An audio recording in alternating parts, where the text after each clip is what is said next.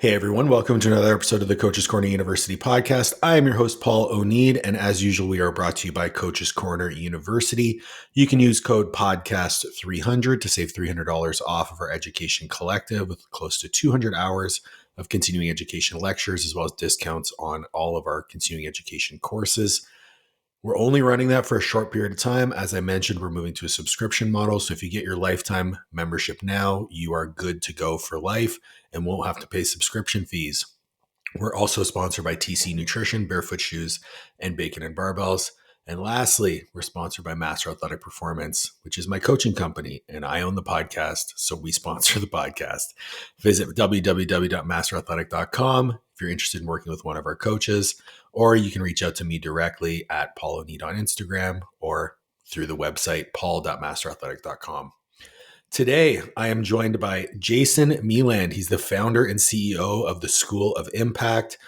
Jason, you've been a firefighter, you've been a fitness coach, you've been a gym owner, you've done a lot of things, been featured a lot of places, and I'm happy to get to know you here today.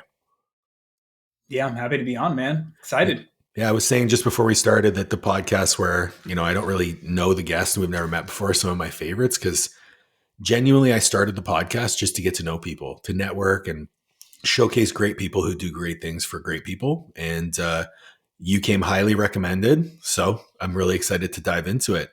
For those of you for those of our guests, who don't know you, can you give a little bit of a background on, I gave a preamble, but tell me the story. It all started in 1986. I came out the womb just ready. At least you're over, listen, at least you're over 35. Some of the coaches I have on here, I'm like, fuck, man, I'm old. So for context in here and the value that I hope to be able to provide today to listeners is got in a bit of trouble. I grew up in South Florida and around my late teenage years.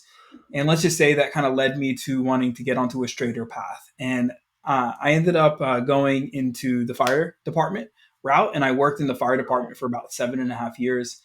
And what got me into fitness, ironically, was about year 5. It was November 28th, 2009, 5 or 6 years into the service.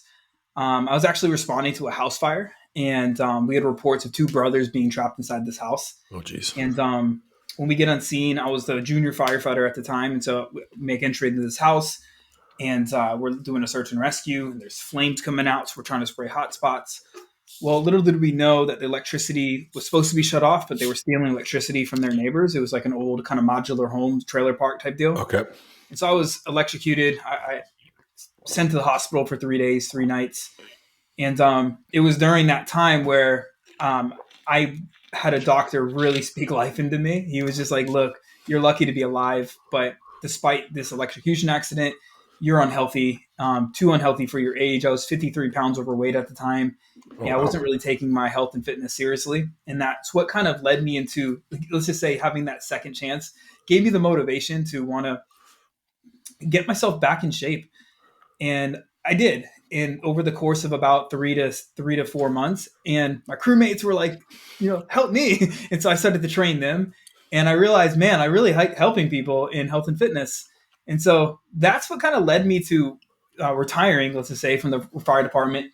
And I went into the personal training route. And really quickly, I realized, man, I'm going to have to work a lot of hours to make money in like a big box gym. And so started training people on the side, started running my own boot camps, and built it up, man. I remember running boot camps, and I was running like Groupons and living socials and things like that to get clients. And then I started building word of mouth. Next thing I know, man, I have 50 people in a park in like all like in like a group kind of boot camp style fitness. And the city down in South Florida, I won't mention the city's name specifically, but down in South Florida, they were like, you can't do this. Like, you can't do this here. And then they were like, well, you can, but you got to give us 30% of your profits. And I was like, oh, like, I don't know how I'm going to make it as a new business, giving 30% of my profits to the city. Yeah. And so I was a hockey player amongst other things growing up. And I remember this old roller hockey rink that we used to go and skate at and practice at. And it was abandoned at this time. And I went in, there was a massive sinkhole in the middle of it. But I was like, I feel like we could turn this into something. And to the left of me, there was a field that a soccer company had already bought out, and they turned it into like a turfed out soccer field. And then they had bought the right one, but there was still this like middle one that was empty. And so I was like, I wonder if we fix the sinkhole, we turf it out, and we turn this into a legitimate outdoor gym. And over the course of a couple of years, we did. And so we ended up buying like uh, those big, those big storage containers they have at Yeah. like, we bought those big shipping, and we ended up buying barbells, dumbbells. We set up pull up bars. We built a Ninja Warrior gym out there. I mean, you name it, we had it, and we ended up being able to grow that concept into a base of about 300 members. Is where we had the That's prime. cool. Yeah, it was so cool, man, and we served thousands of people. And the last little bit here, and you stop me whenever. I'm just trying to give No, like man, the this is great. Yeah. yeah. I'm leading this to somewhere that I feel like would be super helpful, at least hopefully insightful. And so it was during this time, we're rocking like 300 members, and we're crushing, and we're getting a lot of notoriety around like our local community in South Florida. And one of our members, her husband, came out and he was like, I would love to put money into this thing. Like, let's grow this thing. We can either open up more locations, or I don't know. And I had this idea. I was like, we should franchise. Let's franchise this concept. We could take it around California, Mexico, like all these like more outdoorsy places. And at the time, Camp Gladiator, which is like another boot camp style, like they were growing and they were crushing with a little bit of a different model. And so, long story short, we ended up putting about $80,000 in. We got it licensed by this bougie franchise firm down in South Miami, and started to like basically Ray Kroc. I was like Ray Kroc out there trying to sell franchises. Dumped a lot of money, even more into the marketing of it. Yeah, for sure. And this is where things start to go wrong, big time. I'm now over here running my gym, and I'm fully staffed out. I'm running a fully operational gym, and I'm trying to franchise. So I got two businesses here. Yep. And I realized at this time, a few months in, that I think I made a very rookie mistake, very ignorant of the fact that I didn't really have things as dialed in as I thought. And perhaps I probably should have opened up more locations before I started a franchise. And here I am, about $45,000 in debt, trying to keep my staff on, trying to keep my main location open. We're still trying to sell franchises, so we're having to market it. And during this time, this is late 2016, early 2017. Well, February 15th of 2017, my firstborn, Ava, is born. And here I am, no money, like literally, Oh my like having to God. keep my, like, paying just in massive debt. And I'm just like, wow.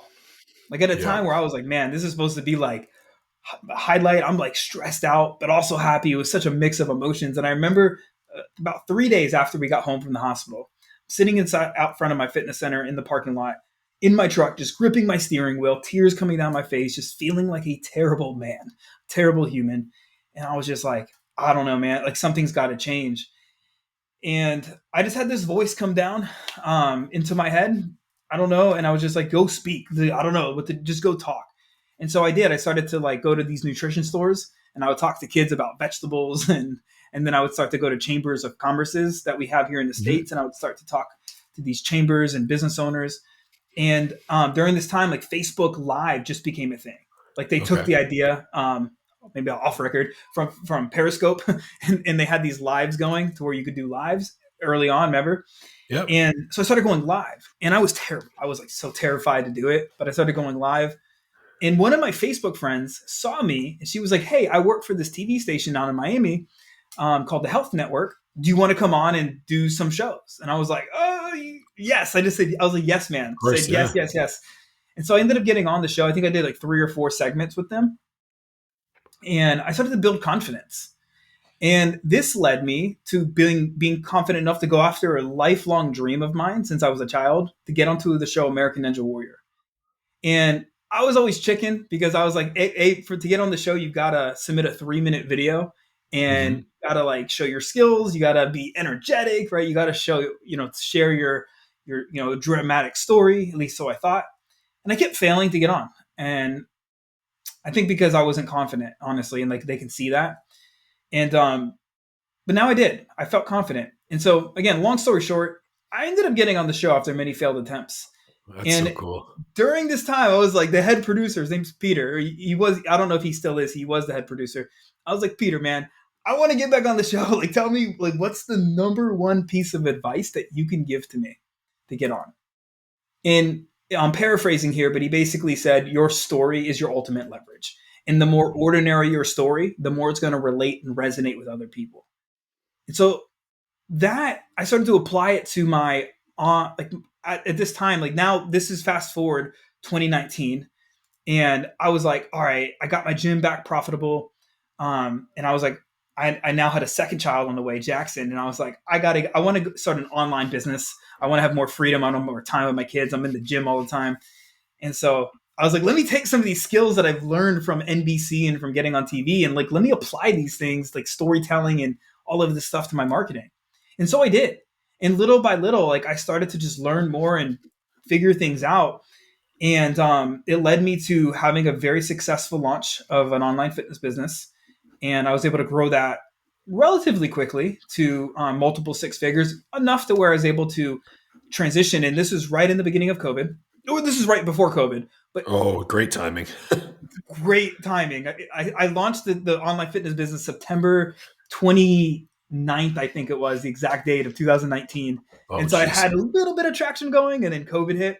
But the bummer was I was about to sell my gym. I literally had buyers coming in, and I was like, I'm going to cash out Oh, finally. no. And that got pulled under, the rug got pulled out for under me there. But luckily, I had the online fitness business going. So I was able to just basically, let's just call it a fire sale. Didn't really make um, much money at all off of it, but a lot of lessons I got from it.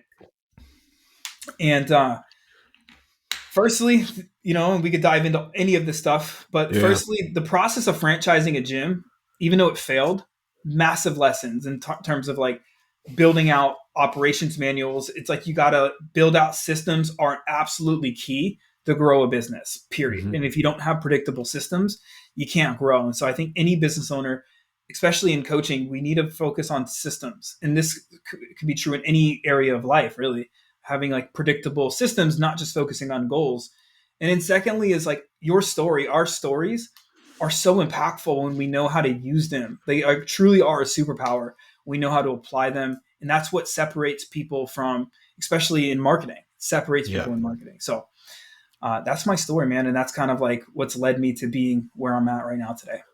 Dude, I think so. First and foremost, I'm a big fan of listening to people's stories because it gives you a lot of insight into, where they're coming from and giving that like background context. And a lot of what you were saying kind of mirrors my story as well, right? So I didn't have any accident, like I didn't get electrocuted into health and fitness.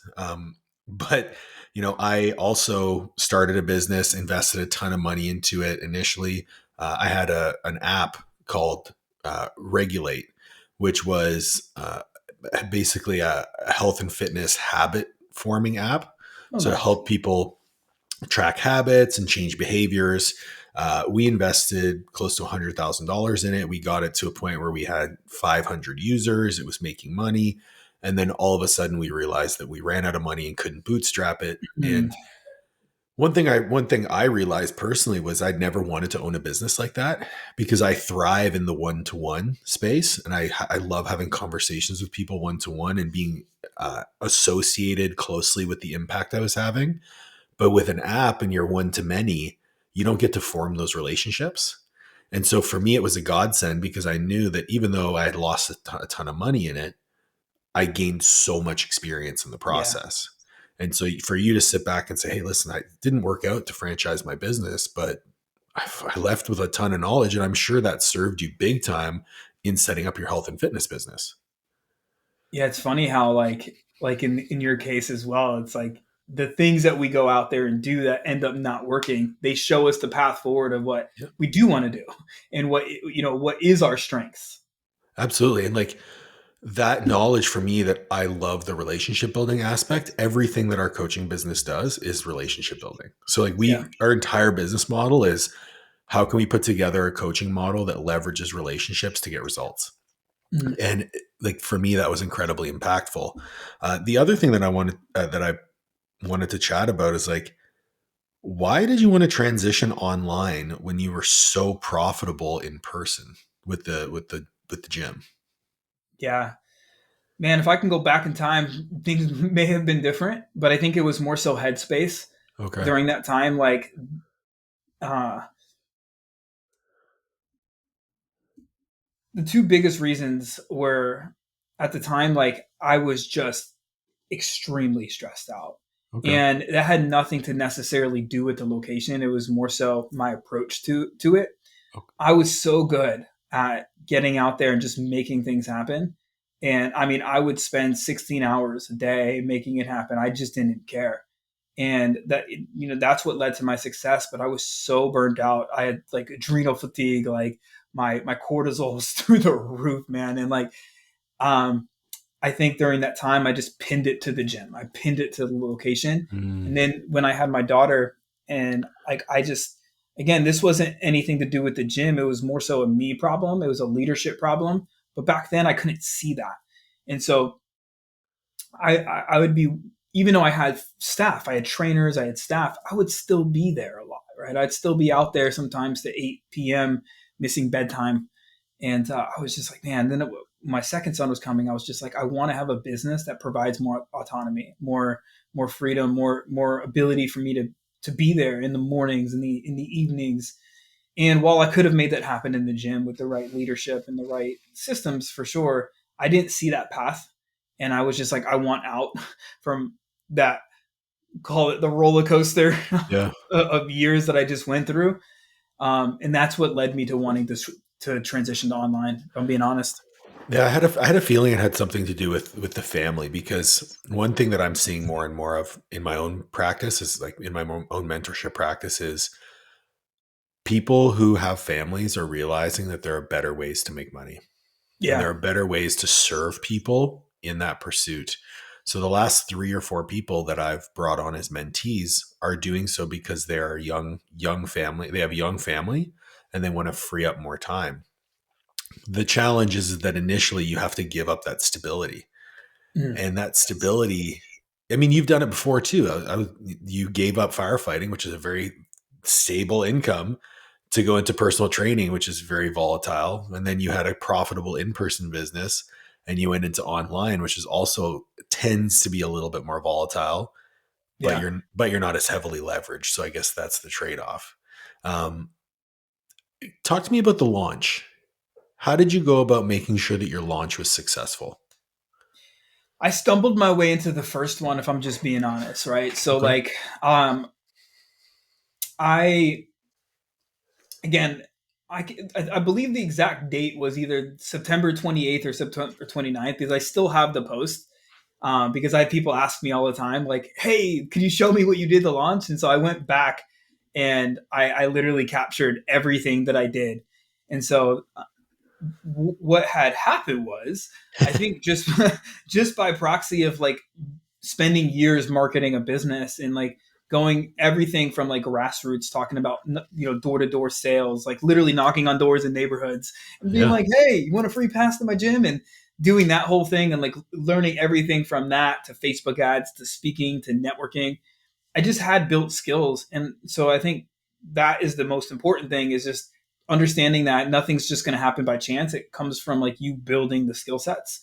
But what I did was I just reached out. I did warm outreach to people that I had served in the past. I went back years. Hmm. Because when I launched this, it was 2019. I've been training people since 2013. So I went back, like I'm talking 6 years. And going to your point on relationships, I'm with that too. And like I always reach out to people. Like my clients will always hear from me forever, even if they leave. I'll always reach out and just check in on people. And so I Absolutely. went back years and just like, hey, got this new online fitness offer that's designed to help these kinds of people get these kinds of results. So it's basically like a weight loss offer. Okay.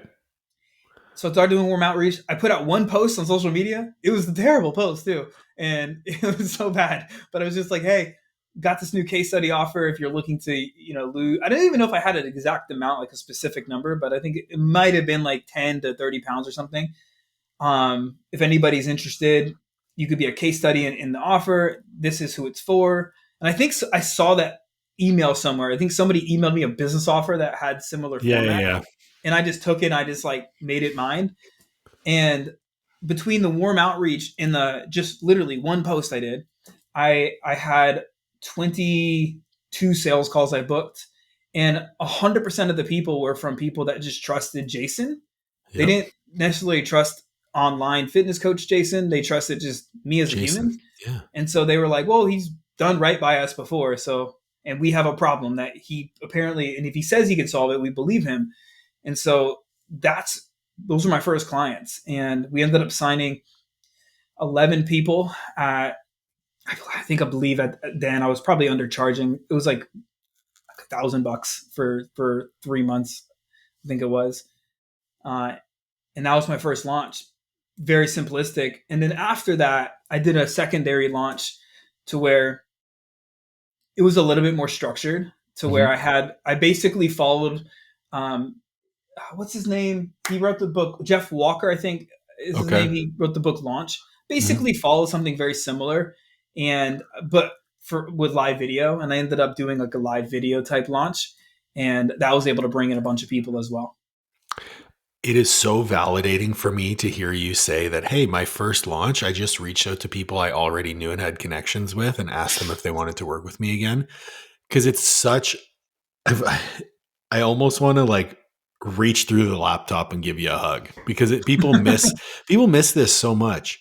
You know, when I started my business, I literally just started coaching people because they were asking me to coach them online. I had a Yeah. reputation as a collegiate strength and conditioning coach because that was my background. Um, I had moved back to Canada and people knew who I was. And so I just started coaching a couple people here and there and then reaching out to past athletes that I had coached, had a couple NFL guys, had a couple CFL guys, had, a few Gen Pop people here and there. Then I was performing very well in powerlifting. So I started coaching other powerlifters. And when I realized and sat down, I was like, wow, like I coached 500 people a year for 5 years as a strength and conditioning coach. That's 2,500 people that I could potentially reach out to. If Mm-hmm. I just reached out to 5 people a day Yeah. and not even to sell them anything, just to touch base with them and Yeah. let them know that this is what I was doing now, that's 2,500 potential new customers. Yep. The amount of human resources that we have available to us in our history of building relationships is so valuable. And the fact that you did warm outreach, you didn't do like hey everyone, I just launched this thing. You did warm outreach 1-to-1 and then made a social media post to leverage that. You got 22 sales calls. Yeah. When you're starting a business, 22 sales calls is gold. Yeah. So like I actually have a mentee who I just started working with, and he's, I think, 4 or 5 weeks into the mentorship. He's already got 12 clients. I'm like, all we had him do was figure out what his offer was, figure out what his systems were, make some warm reach outs. Now all of a sudden he's got a business. Yeah. And to this point where I went wrong, and to share my mistake, hopefully help people, and why I think the first launch was success. And I had, in fairness too, it wasn't the same offer, so I didn't even think about this until just like right now. I had two previous offers before. The first one, embarrassed to admit this, but I'll share my embarrassment and my mistakes to help other people. Is I literally paid one of my trainers, uh, for 6 months. We created a follow along workout program. And the reason is because at the time I was like listening to a lot of Craig Ballantyne and Bajos Cooley and stuff. Yeah. And I remember like Craig Ballantyne ran the turbulence training back in the day. And I was like, I'm going to create like a better version of that. It was in my head. Because it's And all so, about the program, right? yeah. And so like I spent 6 months creating this, didn't ask anybody if they would like it. And when I came to launch it, none of my clients, I was just going to give it to my clients just to help them. Nobody wanted it. And I was just like, oh, and I started to ask people. I was like, why don't you want this? Like, what would you want? And they were like, we just would love more a time with you. Like, That's exactly what I would have guessed. It's like, I want more of you. I don't want your program. and I realized right there, number one lesson in marketing, in business, really, is what do your customers want? Like, what are people willing to pay for that you also are excited to deliver? And so when they were like, hey, can you just get on a Zoom session with us and give us more accountability and just talk to us about, all of the stuff that we're going through and how to stay more consistent? And I was like, sure. And that's all they wanted. And so that was like the beginning of my program before I even had like I used to use Trainerize before I even had stuff like that. It was just that. And then I had time to really start to build stuff out because I now knew what people wanted. They wanted more accountability. They wanted more time with me, more one-to-one stuff. And I was just like, okay, I could do that. That feedback piece, I think, is missed as well. Like, just asking people what they want. Like, are you happy with the service that you're being provided? Reaching out maybe quarterly to your clients and saying, hey, like, are you guys happy? What would you like to see more of? What would you like to see less of? What do you find valuable? It's so insightful because then if you have that ideal client avatar people talk all about, well, you have a whole roster of that. So if you want to attract more of that, you already have a roster. So just ask those people. It's the best market research you could ever do because those people have already purchased from you. Yeah.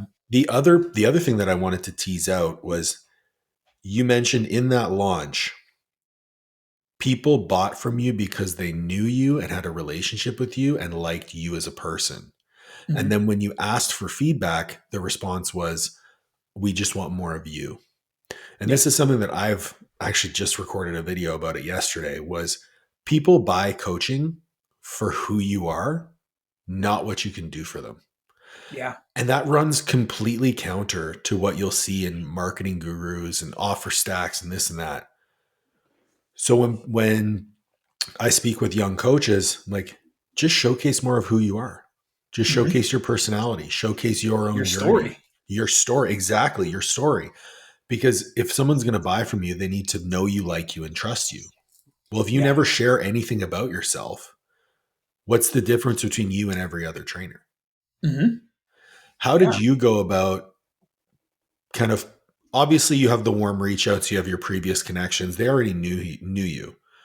Now when you're looking to scale that business, you've got to attract new eyes and get them into that framework of knowing, liking, and trusting.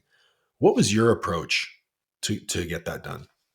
Yeah. So this has now become my zone of genius, but it used to be a really big struggle for me, which I think is sometimes how it works. Is so for context for you listening right now, I spent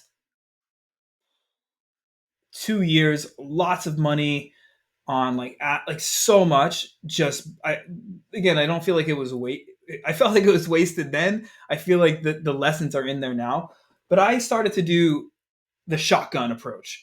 I was like, let me do some organic content. Now this is 2020, when I was really in the heat of this, leading into 2021.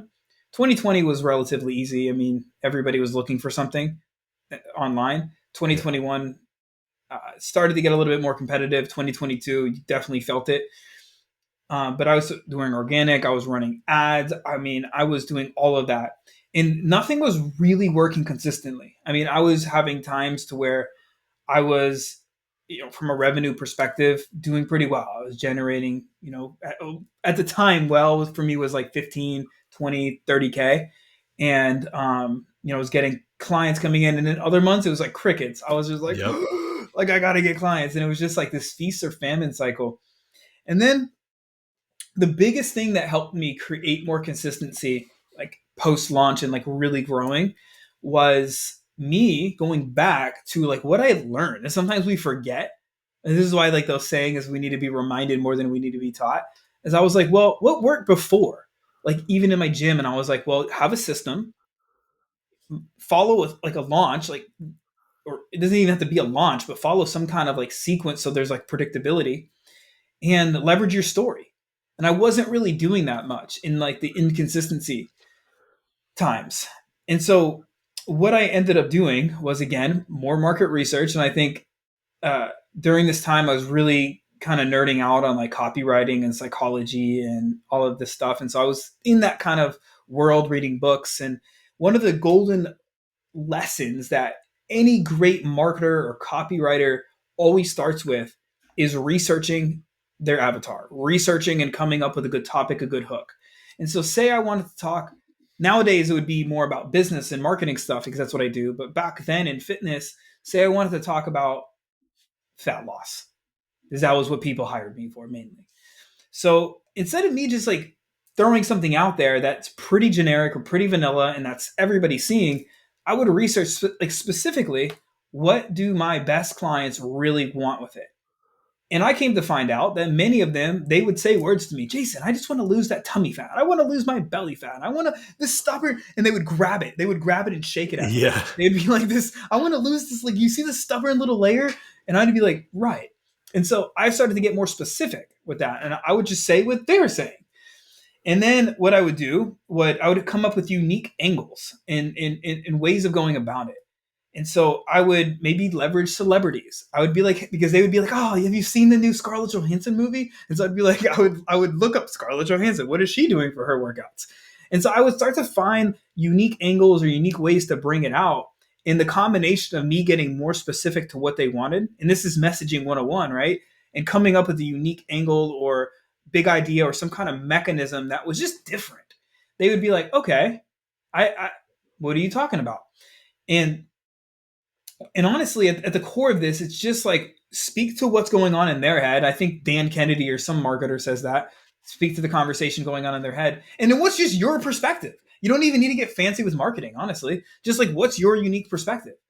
Like I've had people that I've helped now that crush it by just being, they just, well, if you wanna get in shape or whatever their thing is, you just got to focus on the fundamentals. And honestly, that sometimes works because other people are out there being like, you got to do all these fancy things, and so you being able to speak to your specifics of what's going on in your person's head and just sharing your unique perspective is a lot. And so I started doing that more, and then I would build that into campaigns, what I now call conversion content campaigns, where it's basically you just sequence together posts that have a good hook, a good call to action.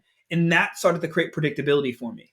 And that's what started to generate more, I would get more inbound traffic, meaning like I would get more people that would respond to my call to actions that would opt in for my stuff. And it just made sales a heck of a lot easier. And that's where we would get more appointments booked. We'd get more people filling out our applications. And honestly, it just started to build upon that basic structure. What were your preferred like marketing channels? Like where were you doing this? Was it an email list? Was it social media, Instagram, Facebook? Yeah, so I started on I had a Facebook and an Instagram, and Okay. I basically looked at what was performing best for me. And at the time, my Facebook it was just my personal profiles perform, and it still does to this day. Like that's so I have both channels, but I've always done way more on Facebook. And so I doubled down on Facebook and I focused on like driving traffic through Facebook. I have a Facebook group. My best content goes into Facebook. Um, and everything works. I don't ever like when people are like, only this thing works. It's like, nah, everything works. Everything works. You know what I mean? But it's just kind of finding what you enjoy. Honestly, I enjoy Instagram more, if I'm being completely honest. But I'm so ingrained. I've so much. I'm not going to mess up something that's working right now. But Facebook for us worked the best. But I was also serving like business owners and entrepreneurs and people, and they were just on there, and they still are. And then I highly recommend for every business owner, you should have an email list, like for sure. Like, and so basically what I do now is I'm more email focused. So I'll write emails. I pop out like a one or two YouTube videos a week. I promote that via my email list and my social media, but leverage a top of funnel. I always leverage a top of funnel platform like Facebook or Instagram or something like that, because it's easier to build awareness. It's more short or medium form. Before you go on, can you elaborate just for the audience? What do you mean by top of funnel? So top of funnel in my eyes is where you're bringing in more of a colder audience. So say on Facebook or Instagram, Facebook, you can friend request people, you can do podcasts like this, and then somebody might hear you and go follow you. On Instagram, what people are doing nowadays, they're running follow me ads and stuff like that. And basically, you're bringing in a colder audience to where you have more short and medium form content. People aren't going to buy from your short or medium form content. Like No. nobody goes to Reels and are like, "Oh my god, oh!" Like nobody does that. But what they do is they get awareness on your brand, and then you can lead them in. So that's like top of funnel. And then you can lead them to more what I call middle of funnel, right? And that could be for some people, their email list, that can be a podcast, that can Yep. be a YouTube channel, that could be in a Facebook group where you're doing like more master classes and a bit longer form content, because that's where people get the depth from you. That's where people get to know you. You get to truly demonstrate your authority. You get to truly go deep with people and help solve problems. And I call it like value first. You give people value first. And guess what? People are going to want to buy from you, especially if you're not doing what the typical coach does, and we're all guilty of this, over teaching and trying to give the whole enchilada, then people leave feeling overwhelmed. So as long as you deliver correctly, I think you that's how it works. Yeah. I love the way you like outline that really clearly, because I totally agree. No one is going to visit your Instagram profile. And I had this conversation with one of my mentees the other day. He spent like hours putting together this tagline for his Instagram bio. I help blah, blah, blah. I'm like, no one is going to go to your profile and click the link in your bio Yeah. without first consuming your content. So it doesn't matter what you have in your bio. As long as there's a link to book a call there, great. But your content has to be on point, and your Yeah. content has to entice them to consume more of your content. And the sooner you can get them off of social media, off of Facebook, off of Instagram, and into an email list that you can speak more directly to them, you're going to have a really hard time booking sales calls. 100%. And what, like, and I can get like this, again, everything works. So this is what works for me Yeah. is in, and I've consulted with lots of people for context. Like I consult big brands, 7, 8 figure brands too. Like this just works, period, as a Yeah. strategy. So if anybody's like, hey, I'm looking for one, I call it an ecosystem. I didn't make the Me word too, up. actually. I call it an ecosystem. There you go. We're on the same wavelength. So I look at like you can have, again, going back to top of funnel, like Facebook or Instagram, or some people like they like LinkedIn, whatever, like a top of funnel place to where you can bring new leads in, you post content regularly, building relationships and things like that. Then you want to have a your email list.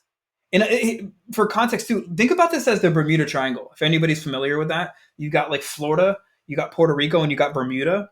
And like the legends say that like there's a mysterious pool that like brings in planes and ships and it sucks them in. And like, this is how it actually works. Obviously, you're not like sucking clients in; they're lost You're forever. killing people. Yeah. But you're bringing people into your world, right? So you bring people into the email list, and that's the second piece of this ecosystem. And the email list, for most people that are just getting started, you don't have to create separate content. You could just repurpose your best content for email, and then you Right. can have like you can make offers to book calls, or this the infamous strategy of like they call it the super PS, to where you can have a link to like your lead magnet to book a call, to if you have a video sales letter or anything like that, or even like just helpful trainings. And then for me, I'm using a YouTube/podcast, right? So we have both, but a lot of people will start just with the YouTube because it's so easy to do. You don't need fancy editing. You could film it from your iPhone and put it up there and just use the thumbnails. But how it works is like the email and the YouTube are nurture channels, right? And so you're basically sending your Instagram or your Facebook people by posting in stories and things like that, right? You build up the email list, and then you send the email list and your Facebook or Instagram audience to the YouTube. And it turns into this invisible funnel to where people are more likely to binge you on something like a podcast or YouTube because it's portable. Like Facebook or Instagram, they got to have the app open and they're distracted. But people all the time will be on YouTube or podcasts, and they can be out driving or walking. And next thing you know, and I have this all the time where people will go through like 6, 7, 8 videos of mine.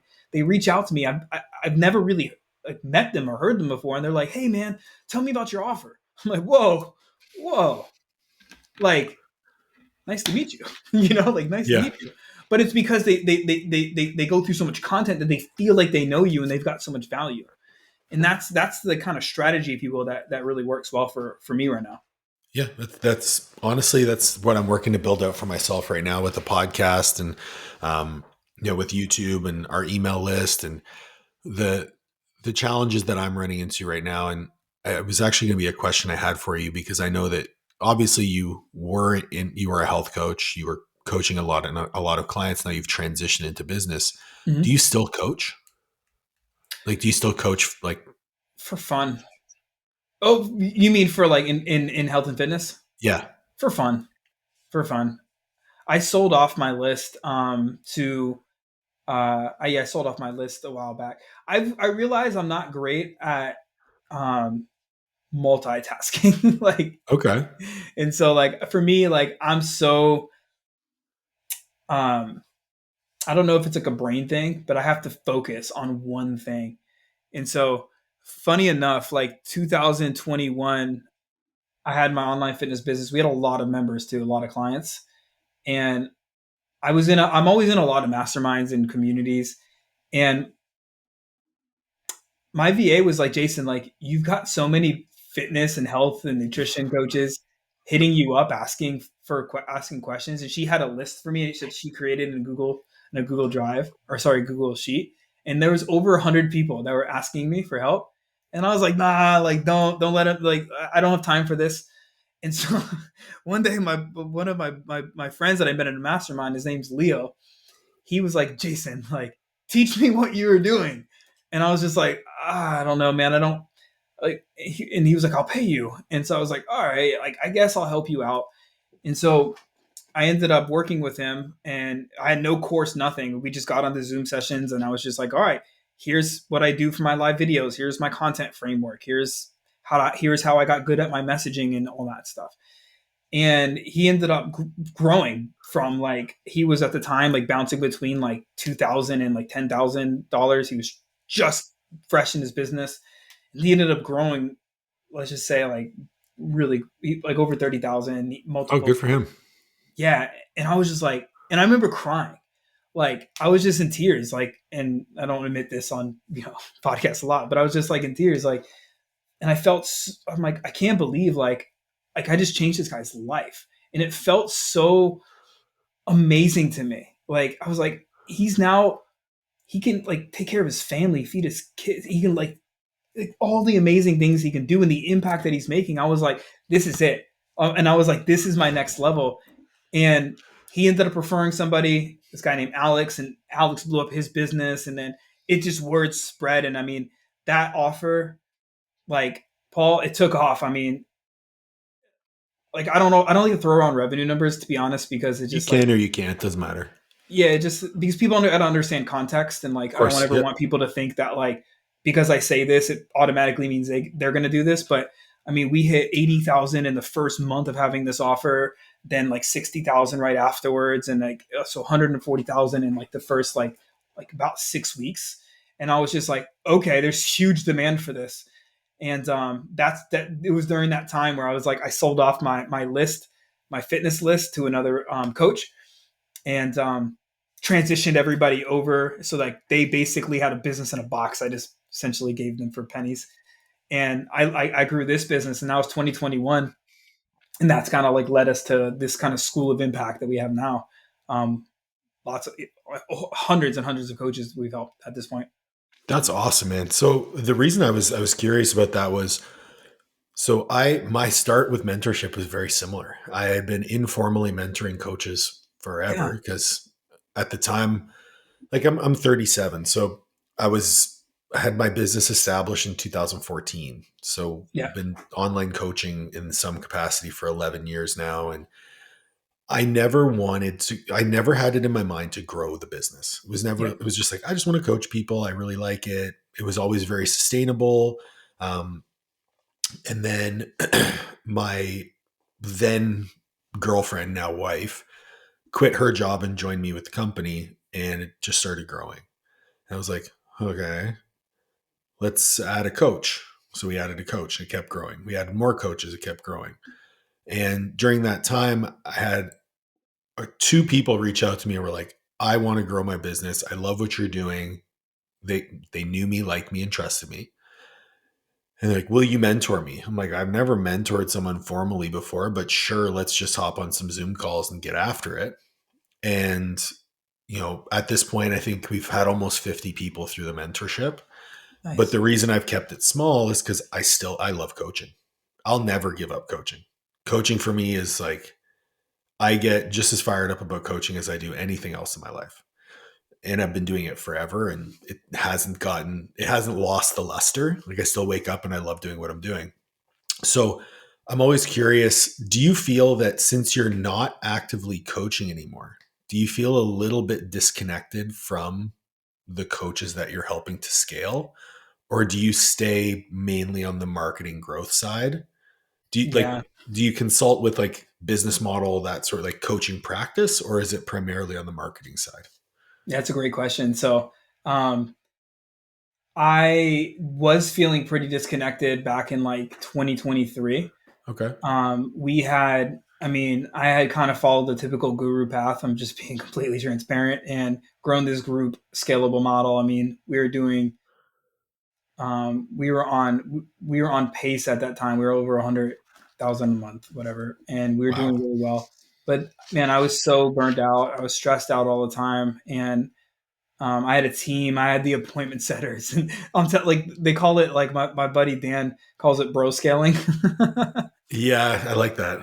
And I was totally in the bro scaling mode, and I was just feeling not aligned with anything that I was doing, and I was in love with like what I was doing, but just not the business model that I had.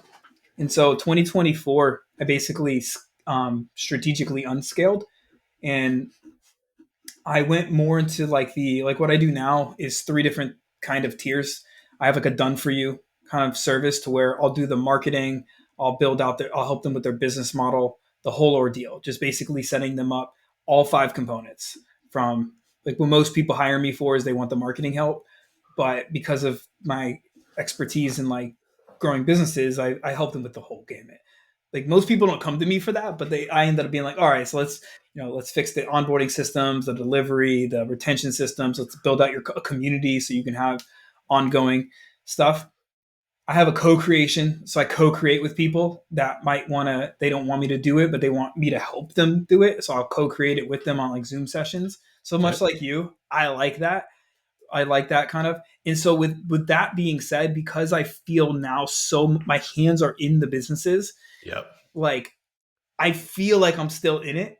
I'm like some people even refer to me as like their chief marketing officer or like, and so when I switch that now, it feels so much better. It feels like I'm like Professor Xavier helping out the X-Men, like, and so like I know where my role is in this, and now I feel super connected to the actual businesses because I see what's going on. I see their client results, right? I can see the things that are happening because I'm like in the behind the scenes with them.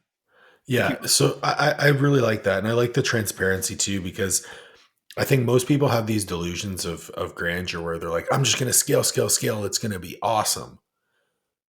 I think most people would be better served just growing slowly and doing things they really love doing. mm-hmm. Because Yeah, I make more money than I ever thought I could ever make in health and fitness. And I wake up every day with zero stress about my business and love it. So why would I fuck with that by growing faster than I need to? yeah, I know why. Because people are chasing like the ego, they're chasing the illusion, they're chasing what people put out there on the internet. I know that's where I was. Is like people are chasing the elusive big months because they see a straight screenshot from somebody, right? That's why I'm super hesitant sometimes, like to Which I throw. respect, by the way. I respect that a lot. It's important. Yeah, and it's finding that line, but I feel like that's why, right? Like people fall into the trap of like they're moving the goalposts constantly versus like realizing that success is like they can take care of themselves, their family, they have a business that they love, they can wake up and do what they want to do. But most people, unfortunately, at least in my perspective and what I see, they're that's not success to people, and it should be. How do you define success now? That's a great question. maybe similarly to what you just described, like I have a version of what I would consider like my ideal day. Okay. And that ideal day basically involves waking up. I like to be outside. I like to go for a walk right away. I like to come home, get a good workout in, spend time with my kids before school versus having to go straight to work. Right, I hang out with them until basically it's time for them to go to school. Like then I come in, I walk the dog, be out more, come back. I like to work on projects that fire me up, that light me up. I serve clients.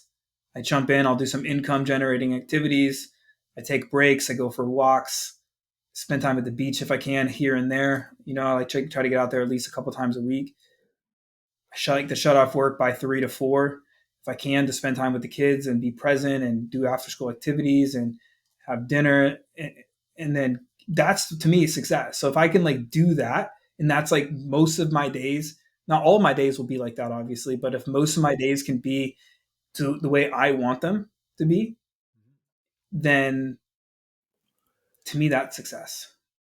Dude, I love that. And I think one of the reasons people scale so fast is because they don't have a definition of what success looks like. Mm-hmm. And you can get to a point where you're like, success means more money. And then you start making more money, you realize you're unhappy.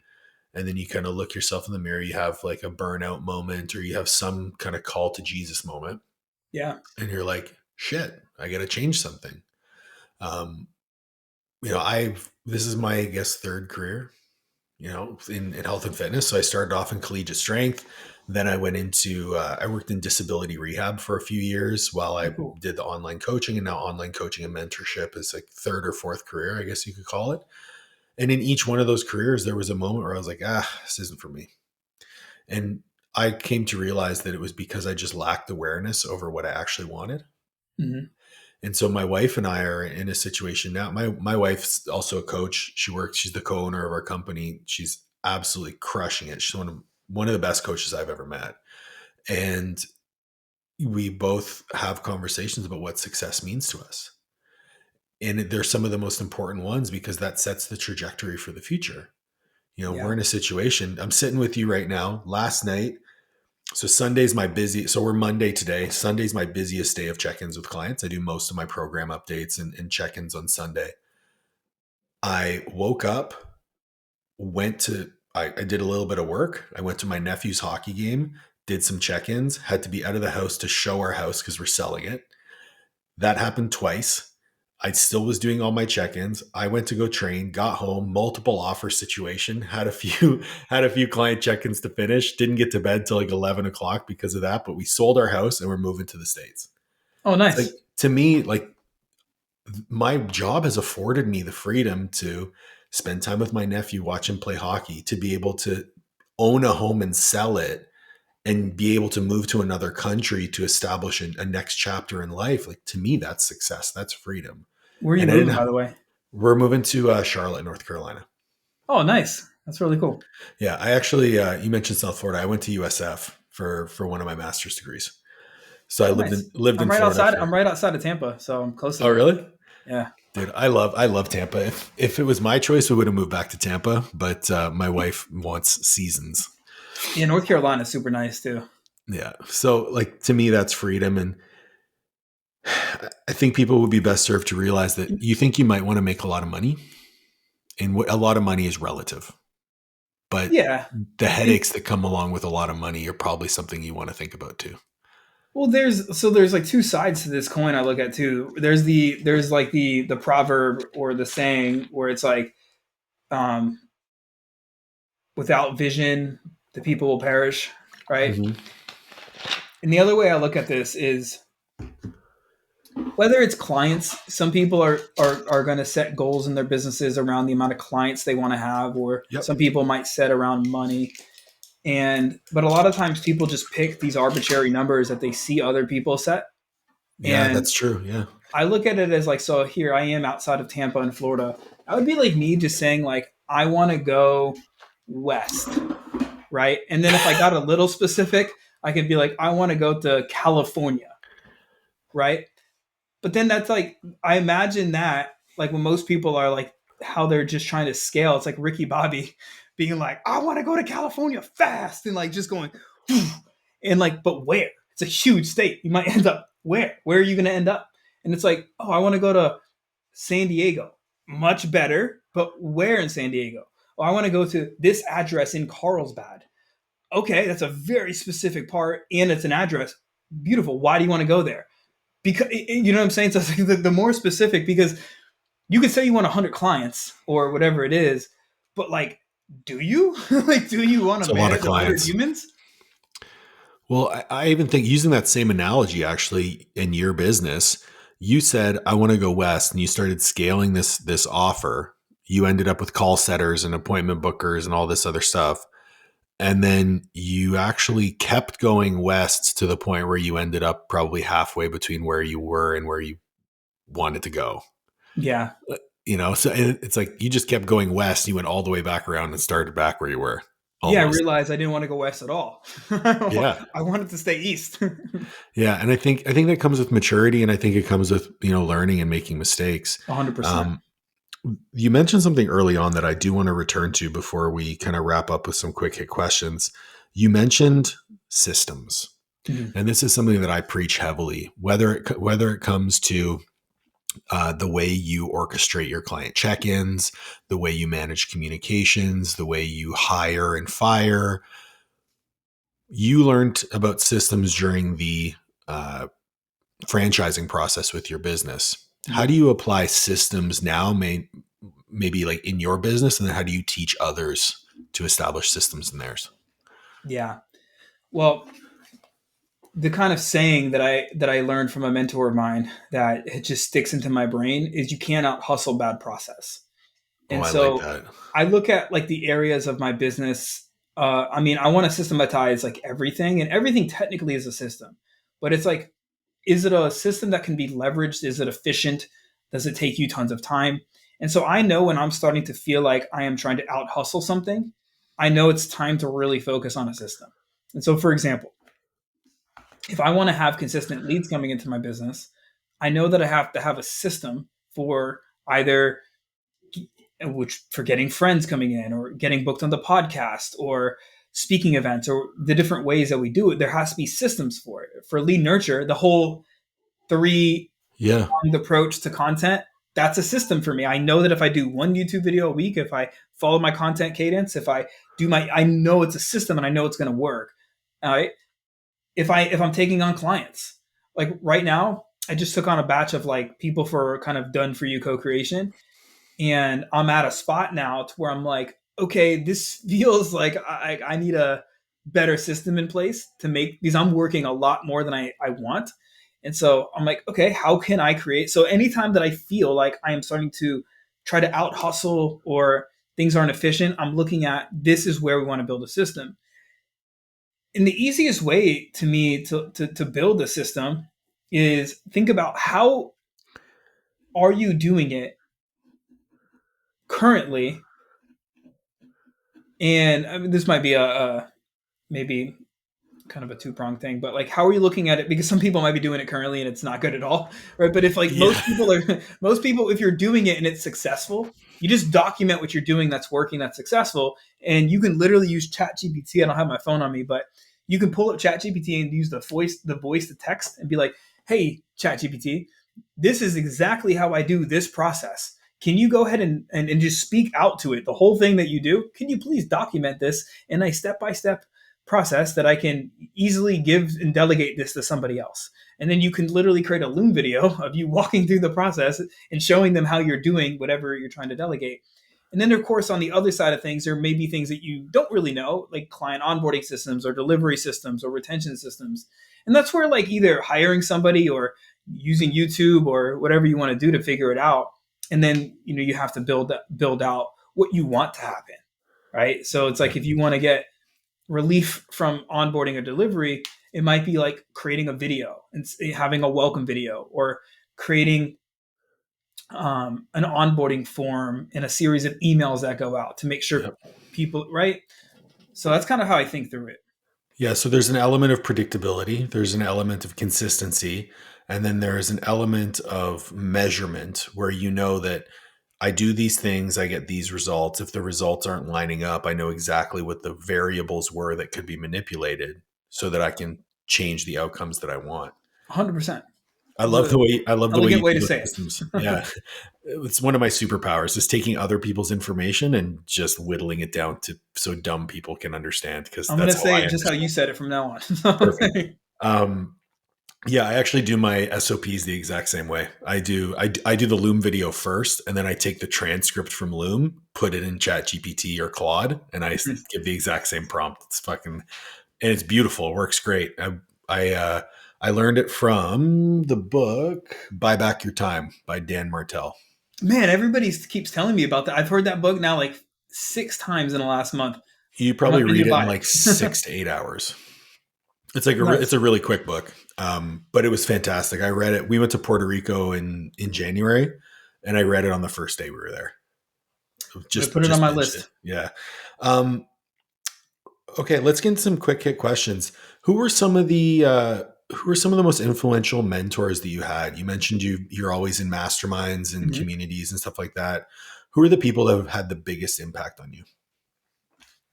Man, Jesus.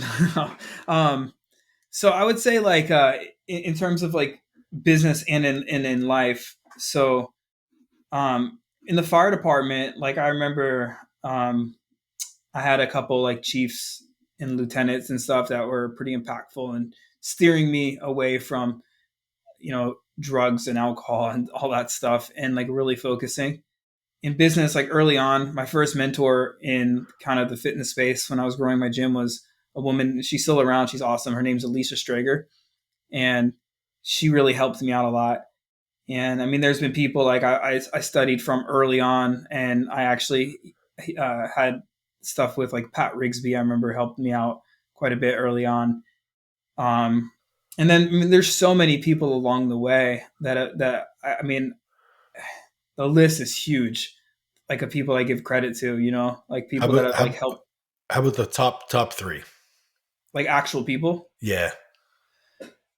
Man, Or maybe okay, actually, instead of like putting you on the spot, because I know if you don't mention someone, you're gonna feel bad about it. Maybe three people that you think a young coach should learn from or could reach out and consume their content. Jason Meland, no, no.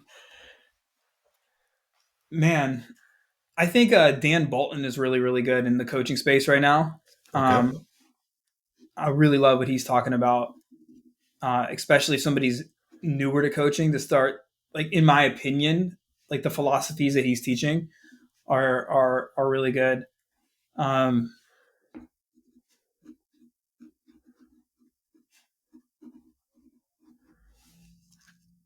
like a newer coach, I would say like I know this isn't answering the question directly, but this is just like what I believe and what I did because it's like it's looking at like what are the top three skills that you're really looking to learn. Okay. And so like if you're trying to get better at the coaching aspect, I Hmm. mean looking at like books around coaching, like the Prosperous Coach is a really good book, right? And to me I had a lot of insight there. Like if it's like marketing, Donald Miller has Building a Story Brand, which is a classic, Great book. Yep. to get good. So I would almost look at it like that, like what skills, because there's so many people I can name.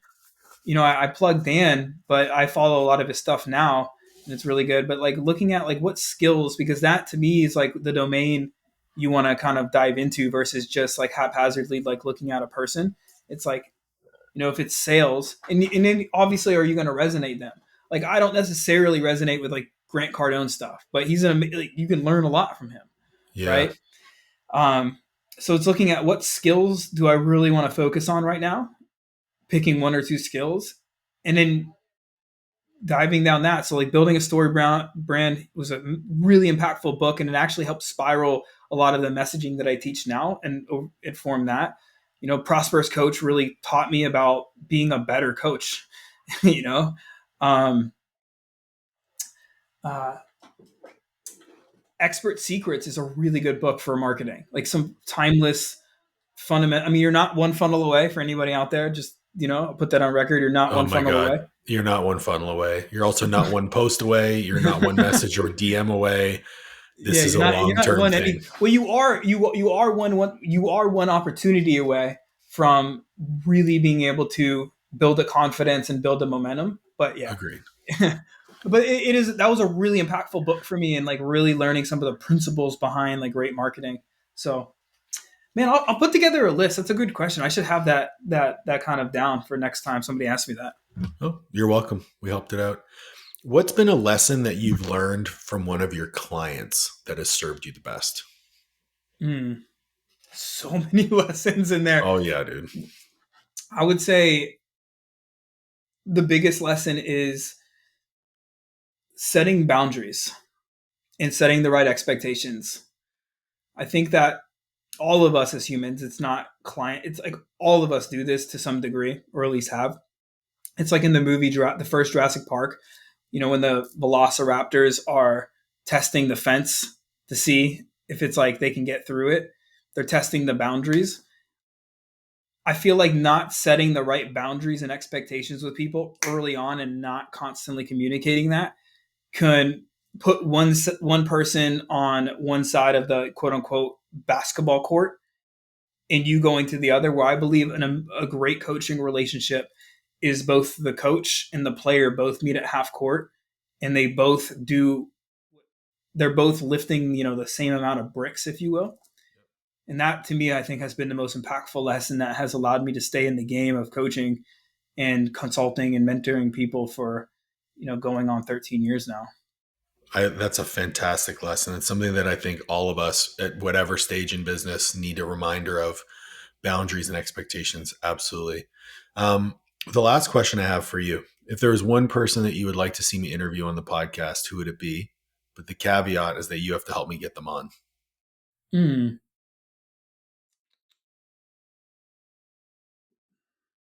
These are great questions. These are like deep, insightful. I gotta like think about these questions. I like putting people on the spot and making them uncomfortable. I'm not uncomfortable. I just want to I want to give you. Give me the right answer. Yeah, there's no right answer. There's probably a lot of answers that I can give. Um. So I have a friend of mine named Ray, and he's in the coaching space too. And He's helped gym owners. He's helped physical therapists. He's helped a lot of people. But what I really like about Ray is he was on my podcast recently. Is I really like he has like a deep, extensive knowledge when it comes to coaching and helping people. And so I really appreciated about like our conversation that I had with him. And he provided like just different perspectives and different kind of ideologies coming from more of a physical therapy background that I thought were really interesting. What's his last name? Gorman. Gorman. Cool. Yeah. I'll link Love you that. up with him, by the Yeah, way. I'd love that. Jason, man, I really appreciated our chat today. It was great to get to know you, great to get to know your story, and I think we resonated on a lot of things. Yeah. Yeah. Sweet. So I'll have links to where everyone can find you in the show notes. I forgot my most favorite question. This is a good one too. If you had a billboard on the side of the highway with one thing on it for everyone to see, what would it be? Dude. First of all, I asked such a similar question on my podcast too. That's it. We vibe. We vibe. So I'll have to have you on. But the message would be around that your message matters. Your message is your weapon to be able to cut through and, Oh, I and, like and that. really help people. Your story is your superpower. And really understanding that if you are a coach, no matter what it is that you're helping people with, like it does matter. Like people really do need to hear what you have to say. There's people out there that are eating too much, drinking too much. They're depressed. They're just basically not living life to their full potential. And I believe all of us as coaches have the message inside of us, have that passion, that fire to really help people wake up, to really help, challenge people and push people to that full potential. So that billboard would have to be kind of like concise down a little bit, but your message matters. Your voice, your story is your superpower. Dude, I love that. That's actually the perfect way to end the podcast. I really appreciate your time. I'll have links to where everyone can find you in the show notes. And everyone, please make sure to like, share, subscribe, ring the bell for notifications, and we'll catch you on the next one. Thanks, Jason.